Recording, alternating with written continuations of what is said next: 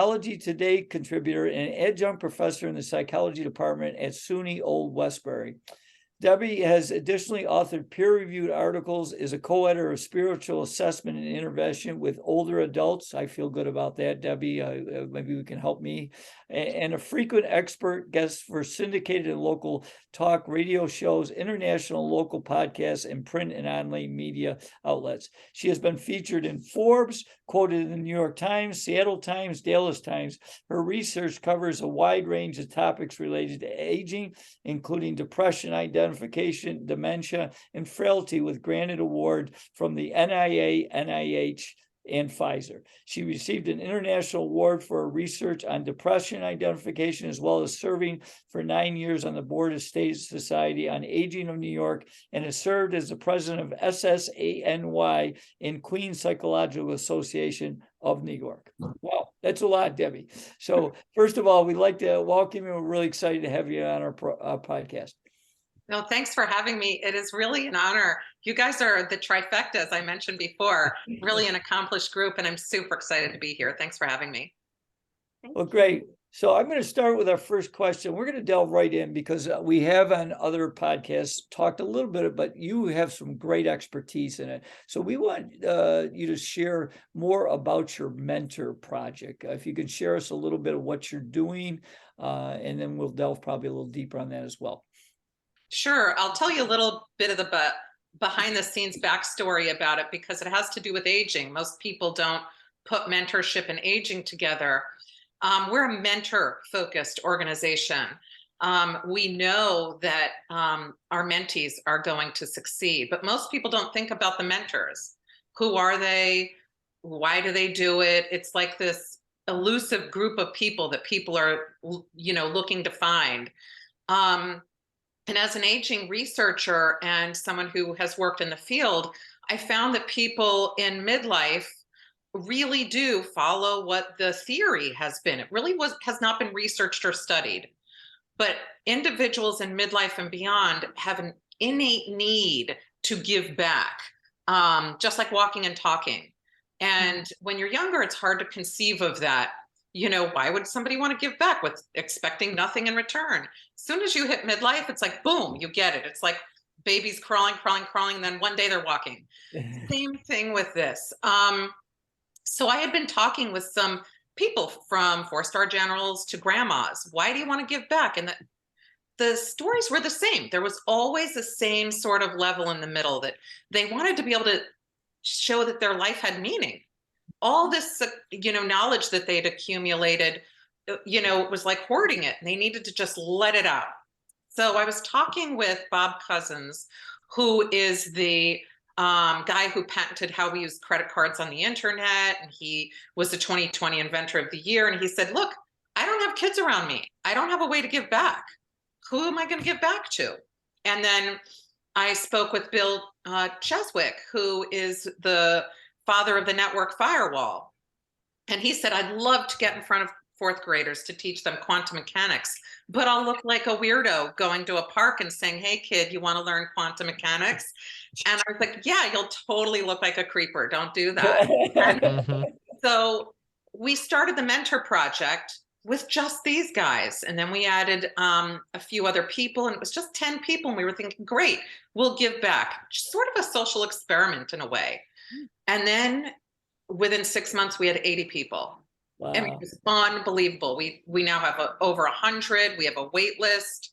It's so many people want to give back and have the desire, and they want to be mentors. And that's the part that excites me, because that's never talked about. It's always talked about, how can I get? How can I get? And really, we're talking about, how can I give? How can I give? And that's really how we started. It's so powerful what you said, that, and I'm in my midlife. So I realized I started my nonprofit when I reached 40, and I realized that I can give. So I love this Jack Welch quote, before you are a leader, success is all about growing yourself. And after you become a leader, success is all about growing others. So I realized that suddenly I found that joy when some of my students send me cards saying that you saw in me what I failed to see. And I realized, oh, I've been a mentor to them. And I suddenly realized that I can be more of service outside the university also. And that's why I'm an adjunct and I started my nonprofit. But there is this thing, like, what is, like, I always struggle, like, what is the difference between mentoring and coaching? Could you elaborate on that? Because we see that life coach and all these kind of professions emerging. So what are these two differences? So the difference, really, the way that I look at it, is there are three ways that we can be generative when we're giving back. Yeah. And that's through volunteering, mentoring, and philanthropy. There's a giving aspect to mentoring that is, you don't get paid, you're not expecting anything in return, anything like that. Now, I'm also a coach. Right. Coaches, I get paid to coach. Most coaches get paid to coach. You're there, and there's a sort of a job to it. You're trying to get someone from point A to point B. There are specific goals that are there. Mentorship can have that, but it's much more fluid, and it's much more of an interpersonal, meaningful connection, where coaches have more of a boundary line. Mentorship doesn't have that boundary line, where there's almost a hierarchical, you are my coach, I'm going to look to you to be my coach. With mentorship, it can flip and flop, and the mentor can be the mentee, etc., very easily. So, and I think also the skill aspect. I think mentors come with some set skills, which also they can offer. If you're a banker, if you're an athlete or a singer or an economist, then there are certain skills that people or mentees might be looking for.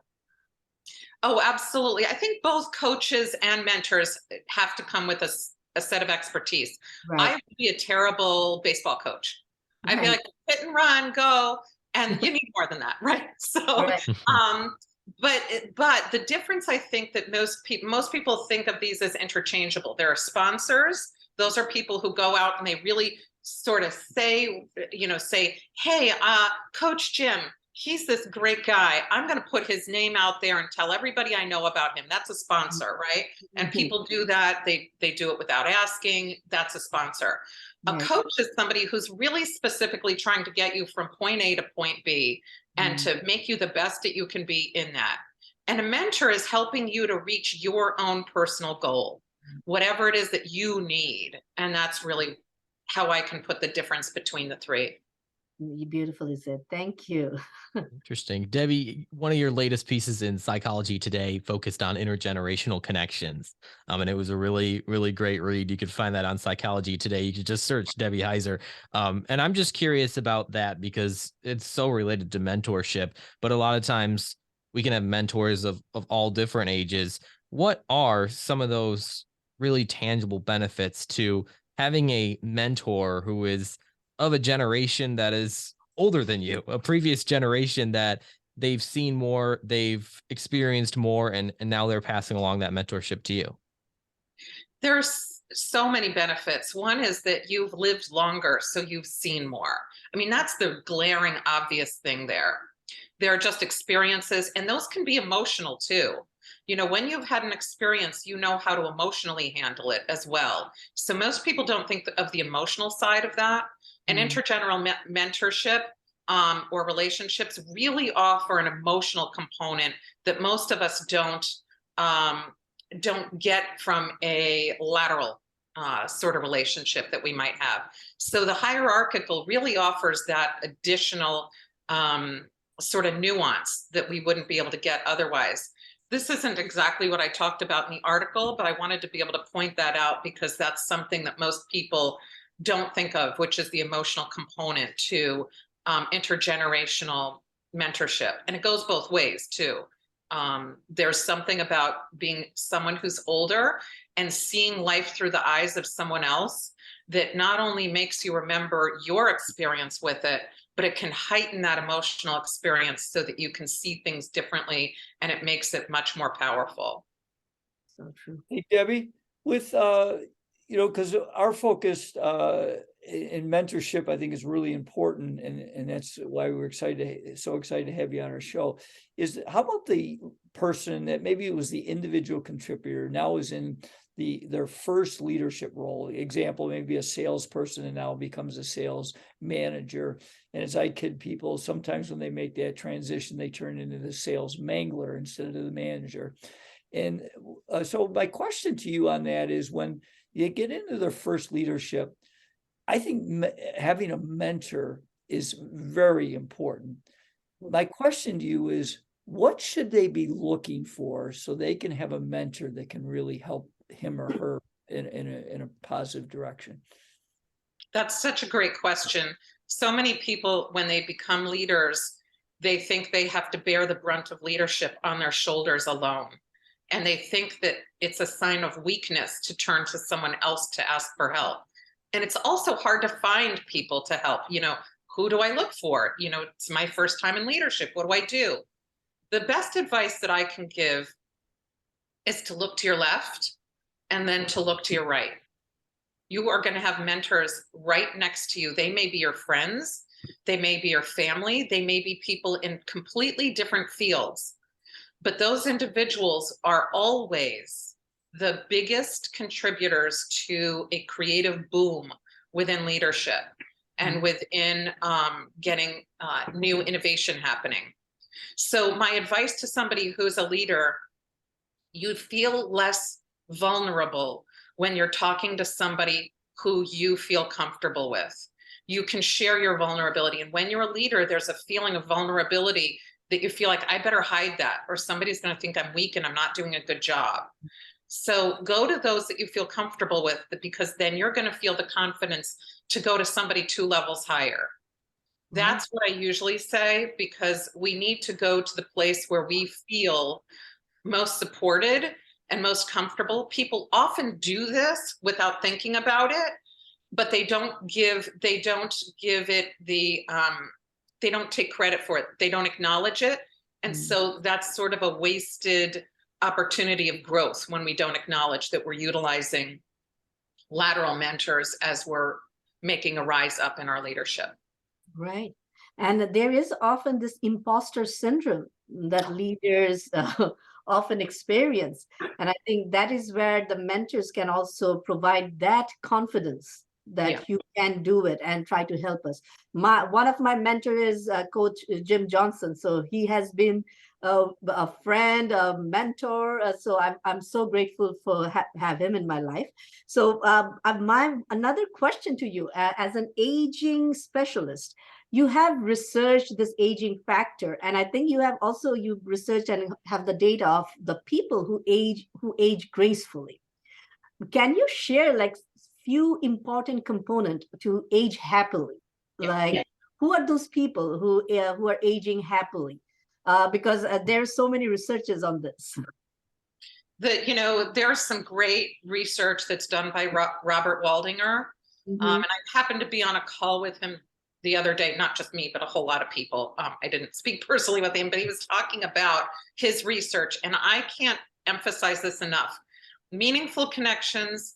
And he also talks about casual connections, meaning that you are doing connecting with others, that it isn't superficial, but it's casual. It doesn't have to be deep and meaningful.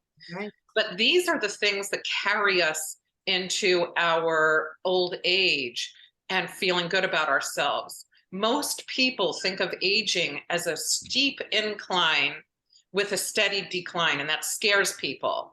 If we think of physicality, I really don't care that I can't run as fast as I could when I was younger. I really don't. I'm not as physically capable as I used to be, and it doesn't affect me at all. But I have some great relationships that make me feel like, we're making a difference in the world, or that my being here matters because I matter to them.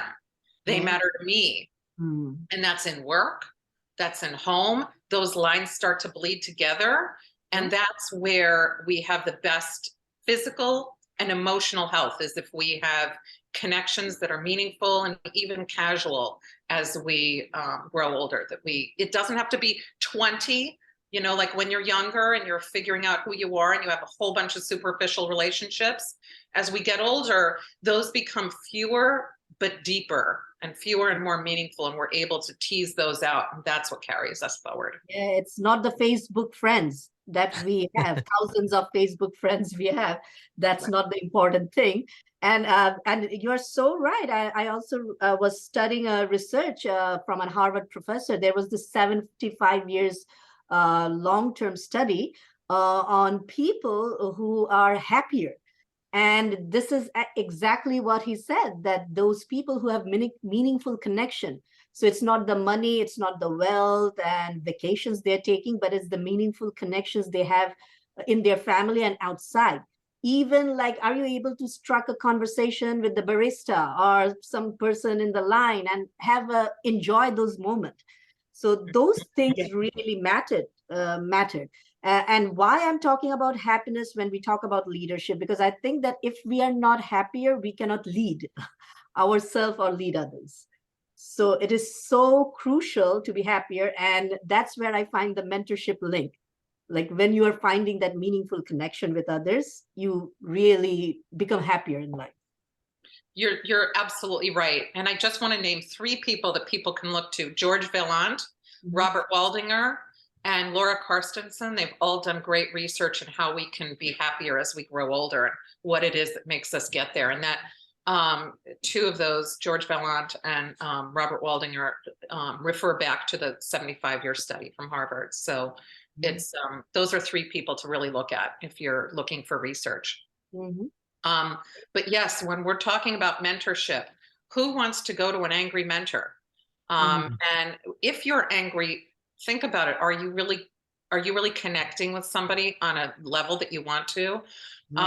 So the connections are really the core of everything, because when you're connected to somebody, you can say, hey, you know what? I'm having a rough day. Tomorrow I'll be at a bad time. They're going to say, oh, I don't ever want to get anything from that person again. So it's knowing that you're taking a whole package with somebody, that a person is a whole person, that you're really connecting, on a deeper level. That's really so true. What I'd say with that. Well, Hey, Debbie, I got to jump in because you struck a chord with, speaking of mentors, and now that you have the mentor project where you said that you have over 100 mentors now. And certainly I know you have many that have tremendous wisdom, probably most of them. But do you do any training? Because I think you got a great point that if you're a mentor and you're always angry and nasty, I would think that hurts the mentor-mentee relationship. So do you guys do some training with your mentors as far as, what would be appropriate when mentoring someone? Here's what we do, and we're really, really, really thorough. I mean, we do a lot to come and join. You don't just sign up. So one of the things is we have a no jerk policy. And we really do look to see, is this person somebody who truly does want to give back, or are they coming and trying to get something for themselves? And we do have those people who are saying, oh, good, this is, our mentors are astronauts, astrophysicists, they're, inventors of the year. They're really, people who've been nominated for the Nobel Peace Prize 4 times. These are the kinds of people that we have. So we get people who want to come in and, roam around. And so in terms of mentorship, you have to be in a good place in order to mentor. And so I usually, there are a few people who take a look at each mentor coming in. Are they in a good place? Are they somebody who has good values? Are they going to be able to give back? Are they coming from a place of generativity where they are looking to give back without expecting something in return? What is it that we have there? So I call that globally the no jerk policy, because if you're really coming from an angry place, you're not going to be able to mentor. And so we try to weed that out right away. And then in terms of training, we do a lot of group work, so that we're looking at how we can give back in the best possible way. And we usually use all of our expertise to help make that happen. So it isn't like there's one person coming down and saying, here's the manual that you need to give back as an artist. And here's, it's never going to apply the same way as if you're doing like chemistry. It's, so we have to really look at it holistically and from a sort of person-centered approach rather than, a manualized coaching approach that, most of us who coach would understand. Right. Debbie, I'm going to throw you a little bit of a question that you probably don't get often. But I'm just curious because I think that on paper, this all sounds great. I mean, the power of mentorship cannot be denied. However, going back to something Renuma said that kind of struck a chord about striking up a conversation with the barista in line, just taking that as a random example, there are very popular commercials right now in culture going around about portraying becoming your parents as a very bad and obviously they're very comedic commercials, and I'm not here to dive into those and say anything about those in particular, but I think it represents a culture that we have that, oh boy, when you get old you become kind of senile, a little crazy, you start conversations with random people and you clean your garbage cans or whatever now, right? So I'm just curious about your thoughts about not necessarily those commercials in particular, but this thought in culture that becoming older and wiser is actually something that puts you out of it and that you're not in the know or cool anymore.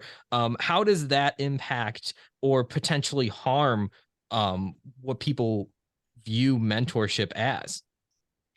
So you touch on two amazing things. I love this question because I'm like all excited because I get to answer it. Because I see aging and mentorship as an intertwined kind. I see it as a ball of awesomeness moving in one direction. So ageism has been around. I've been in the field of aging since the 90s, and it has the face of ageism has changed. So it used to be that ageism was looked at. I typed in Google in the early 2000s, older man, and the only picture that came up was Santa Claus. Like that was what came up. That was it. Then 10 years later, when I did Google search older man, it was just news articles and photos of vulnerable older men in wheelchairs. You're going to get robbed. You're going to, fall over. Be careful. So the picture of older people was vulnerable, frail, somebody who was not a part of society at all. So it went from this like great guy giving out like candy and presents once a year who knew if you were naughty or nice to a person who you should sort of pity. And then if you look now, you're going to see vibrant pictures of people living and annoying the younger generation. So that's really where we've come. So I look at that as progress.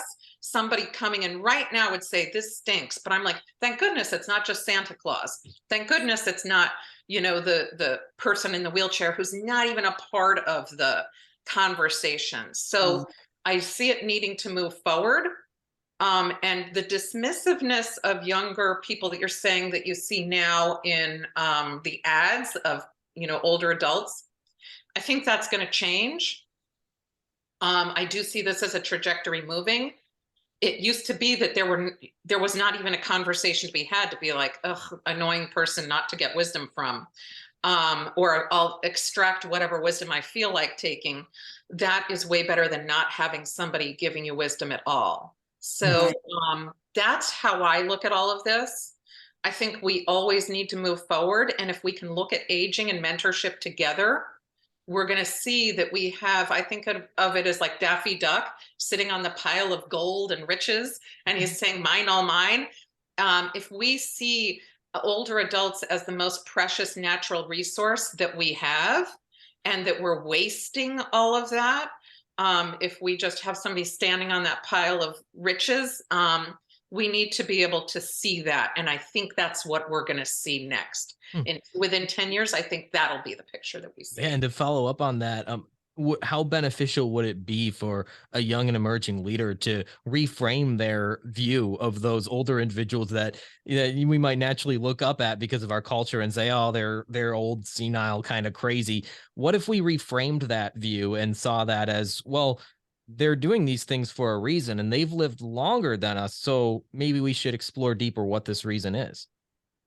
I think that that's another great question. I think that what we need to do is to have people acknowledge their mentorship along the way. what I've seen happen, and I do think this is going to change also, is that when a person reaches a level, and you've probably seen this in sports, they're like, yeah, I did that. That was all me. No, it wasn't. It was your coaching. It was your teammates. It was a whole lot of stuff. That you're not magic all by yourself. None of us are. And as soon as we can acknowledge that, then that dialogue will change, and people will start to say, yeah, you know, coaches matter. Yeah, mentors matter.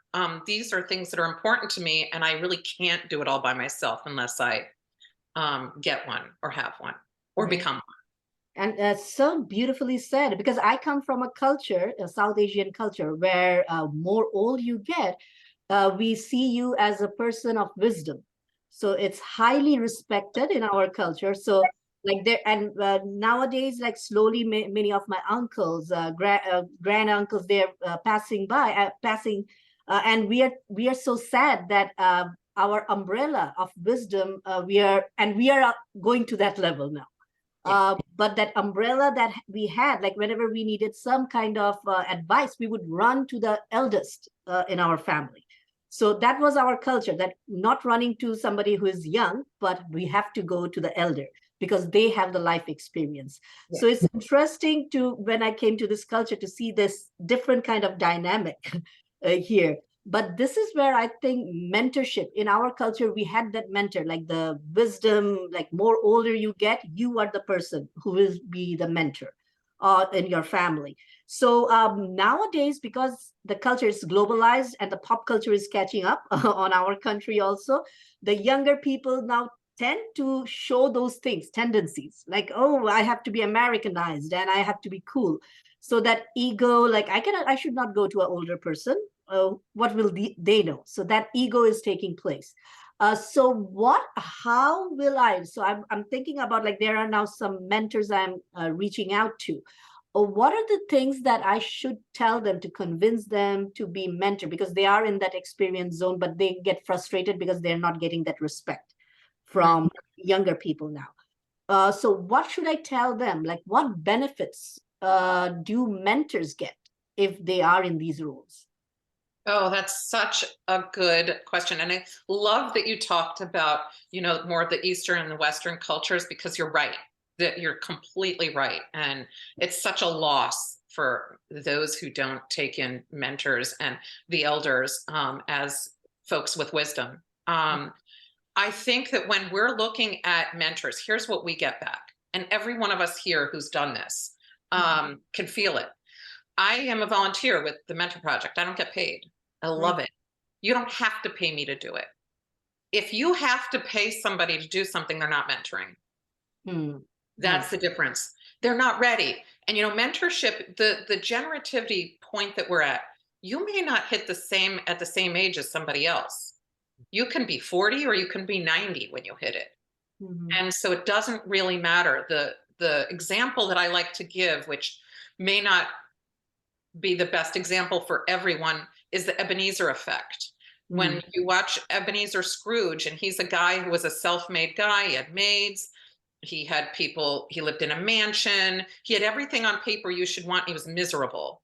And it wasn't until he gave back and wanted to and didn't expect anything in return that he felt joy. And that's literally exactly how it happens in real life. There's a ton of examples in film about how this works that are westernized films, right?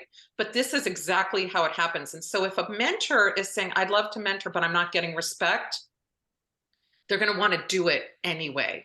They're going to want to try to reach those kids that are the tough kids, or the people who are giving resistance. Right. You see this in coaching too, that person that's got the talent, but they're just not there yet.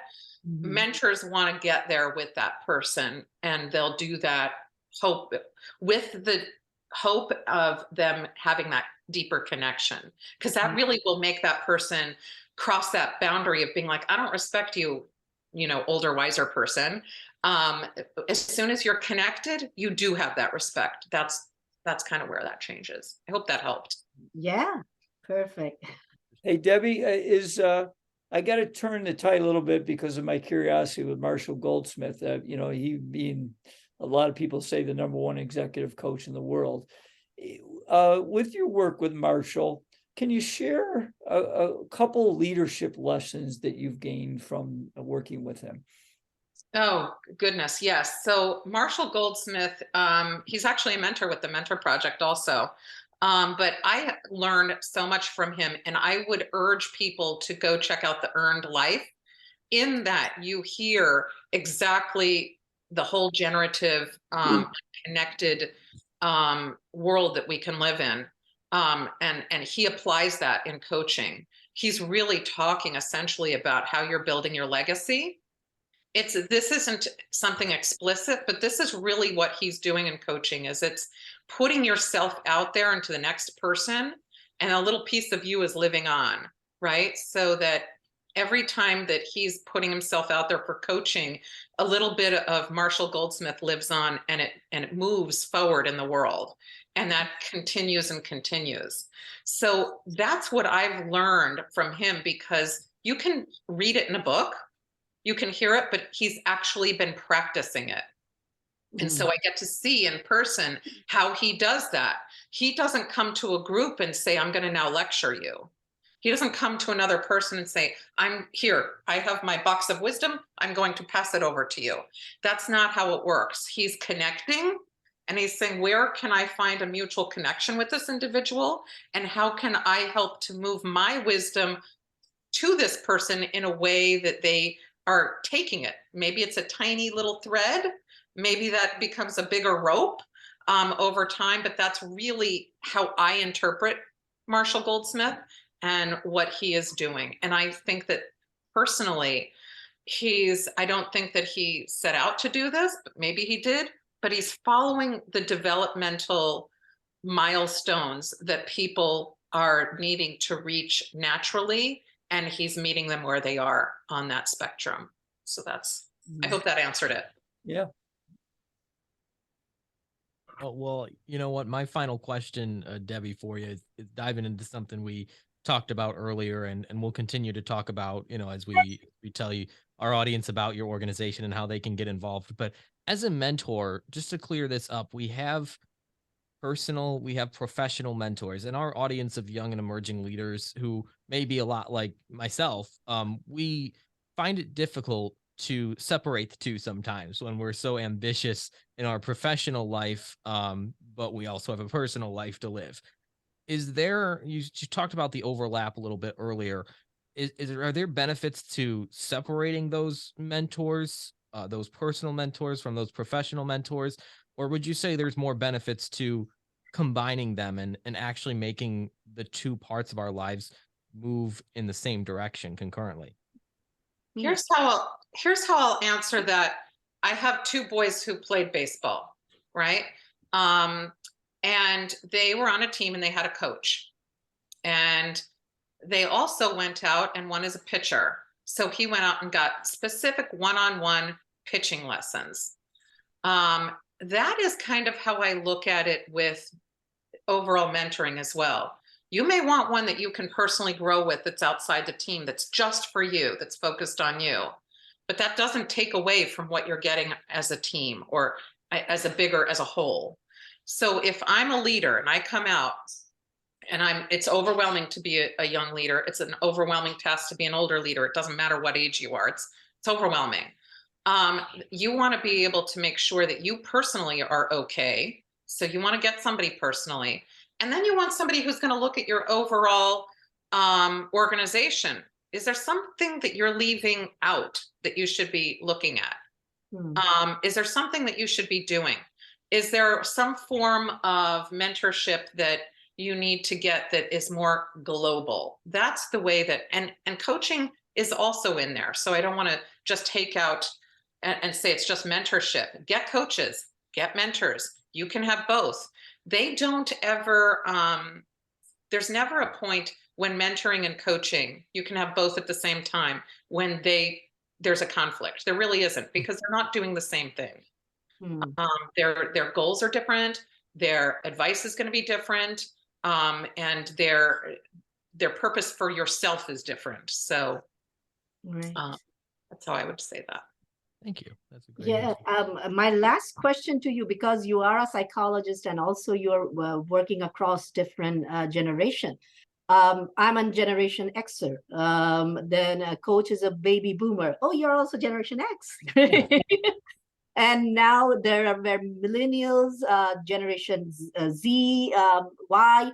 So what are some things, and I have observed that nowadays the millennials and the Y, they become depressed too easily. You see the rate of depression rising alarmingly, not only in US, but worldwide, globally, in our country as well. What are your observations? Why is it happening? And what can we do differently? Any idea or any suggestion to tackle this issue? This is just my opinion, so take it as you wish. It doesn't mean it's right, but this is just my opinion with this. I think that with the younger generations, and I have kids, you know, one who's entering college and one who is ending high school and one who's a year older in college. So I see what's out there just from myself as parent and from also being a Gen Xer. Some of the things that I've noticed is that we put a lot of pressure on kids to do it and do it on their own and figure it out on their own. The media doesn't say that. It's showing, you know, that there are all kinds of resources available, but they have to find those resources. They have to utilize those resources. There's a whole lot of, I got to get this done out there. And without connections of others. Right. It's sort of like there's a list of things I have to do and I'll punch this out and I'll get this done. That's a lonely existence. So true. And that's where I think that we're seeing kids that are maybe feeling a little bit lonelier, and that sort of a thing. And that's, you know, I remember with my kids saying, I need to make sure they're always on sports because you have a community. It's an immediate community. It's immediate. And there are many different things. There's robotics, there's clubs, there's all kinds of things. But it goes back to community that we, you know, when I'm a Gen Xer, when I was, you know, younger, it was, there was always do something with others. There was civic engagement. So I remember going out into, you know, community areas. And so there was a feeling of connection. I wasn't alone in the world. There was always someplace else. And I think that that's where the disconnect is. But again, that's my opinion. I don't know if it's accurate or not. I haven't researched it, but I do believe firmly that civic engagement, being connected early on, is a way that you can facilitate those connections all through your lifespan. And those are a buffer for depression. I agree with you 100% because I'm observing this thing. We could go to like, I'm sad, something happened in my school. Then I will go to my cousin or to my uncle or aunts and talk about those things. But nowadays, kids do not come to share. And I think because they are a technology-based generation also. So they don't come, and that human connection, that neuron, like something happens when you're with a person, and that I see is not happening. And they often complain the same thing, like, I'm lonely, I have to take the burden of school, this and that, everything on my own. And that pushes them to the edge. So I think there is no substitute than human relationship and connection. And mentorship could be the excellent way of getting back to that connection. Absolutely. I agree 100% with you with that. And mentorship is that emotional connection. I agree 100% with you. Well, thank you, Debbie. I have one last question. Of course, it's two parts because we got to pick your brain a little bit about. But first of all, we just want to share our appreciation for you coming on and sharing your wisdom with us. We've really enjoyed it immensely. And after I finish and you finish with the answer to the question, John will wrap up with your connection and that type of thing. But it's two-part in the sense that it's a person just starting a leadership position for the first time. So the two parts is, one, what would be the bit of advice you would give that person to get them off to a good start as a leader? And the side of that is that, you know, one of the things people need to do is preserve their own personal growth. Would there be one or two books that you would say you really should read this? So I do have a couple of books. One is The Earned Life by Marshall Goldsmith. Pick up any of his other books too. They're great. They are. Ruth Gotian has the success factor. I think that, we all want success, but it seems elusive to us. And her book, I think, really highlights how we can do that, how anyone can become successful. And Mark Hirschberg, he has the career toolkit. He has an app with his, I love it. It pings you with things. To me, I think that's great because I can read a book and I can walk away from it. And it sort of brings you back and says, oh yeah, I better get back on that with whatever it was I was thinking about. So those are 3 books that I would say, go check out. They're great books. They're online also if you want them like on ebooks. And actually, I'm reading. We had Mark on the program, and I'm actually reading his book right now. So I concur. It's very good. I've read some of Marshall's books. I have not run the Urban Life, so I'm looking forward to reading that. So, and go ahead. You were going to share a little one more thing, like that you would share with a leader. Oh yes. So for leaders, I really do think that it doesn't matter where you are with regard to leadership. Make connections, and the biggest thing I can say is your most powerful mentor is probably somebody that you already know or that is lateral to you. And that is something that I can't stress enough. All of our biggest innovative booms have come from lateral mentorship, not from hierarchical mentorship. And if you're a leader, who do you go to that's above? There might not be somebody above. If you're a startup and you're a CEO, you can't go look above. You have to look to the left and look to the right. So do that. Your biggest mentors are going to be people that you already know, and they're going to be able to help you out. Great. Very good. Very good. She is Debbie Heiser. Thank you so much for your time today, Debbie. And before we wrap up, I do want to ask more about your work. Obviously, you have a lot of things going on. We could find a lot of your work on Psychology Today, which I've been reading through, and you contribute to other publications I know as well. And then we also have the Mentor Project, which can be found at mentorproject.org. What would be the best way to get in touch with you and learn more about what you do? Sure, you can. The best place probably is mentorproject.org. Obviously, Psychology Today. I also have a Substack called The Right Side of 40. That has a lot of followers. You can chat with me on that. And you can go to my website, which I'll be honest is pretty lame right now, deborahheiser.com, and LinkedIn. I really do talk a lot with people on LinkedIn. So Deborah Heiser on LinkedIn.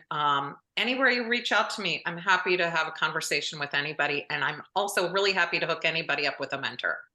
Great. So, Awesome. Fantastic. Again, that's Deborah Heiser. Your website you have, which we'll link down in the show notes, as well as The Right Side of 40 and mentorproject.org to learn more about the Mentor Project. Thank you so much for your time today, Debbie. We're looking forward to continuing this conversation and just, furthering the impact of mentorship. Thank you for having me on. It was a total pleasure. You guys are rock stars. Thank you so much. Thank you, dude.